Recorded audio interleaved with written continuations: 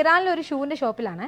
ഇത് തെബ്രീസിലാണ് ഉള്ളത്. തെബ്രീസിലത്തെ ആളുകൾ ഉണ്ടാക്കുന്ന ഷൂ ആണിത്. അതായത് പശുവിൻ്റെ ഒറിജിനൽ തോലുകൊണ്ട് ഉണ്ടാക്കുന്ന ഷൂ ആണ്.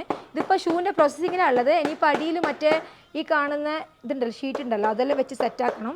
പിന്നെ ഷൂവിന് ആ ഷേപ്പ് കിട്ടാൻ വേണ്ടിയിട്ട് ഇവർ ഇതിൻ്റെ ഉള്ളിൽ മരം കൊണ്ട് ഫിറ്റാക്കി. പിന്നെ ഇതിൻ്റെ വില എന്ന് വെച്ചാൽ $150. ശരിക്കും നമ്മുടെ നാട്ടിൽ ഏകദേശം ഒരു 12,000-13,000 റുപ്യാണ് ഇതിന്. ഇത് മെയ്ഡ് ഇൻ തെബ്രീസ് ആയതുകൊണ്ട് ഇതിന് ഭയങ്കര എക്സ്പെൻസീവാണ്, ഭയങ്കര വിലമതിക്കുന്ന സാധനം. How many days you want to keep this one? How many days? 3, 4, 5?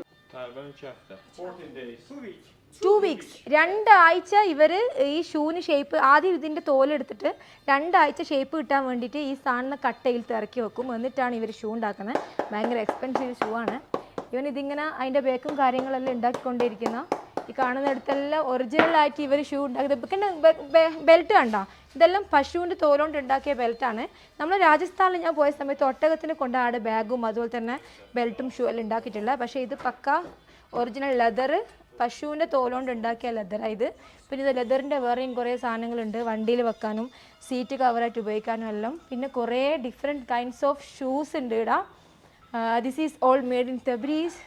This made by cow skin. This is very expensive, around $150. Okay. അവരൊരു കാർഡ് തന്നിട്ടുണ്ട്, അവർ ഇൻസ്റ്റഗ്രാമിൻ്റെ കാർഡ്. ഓക്കെ.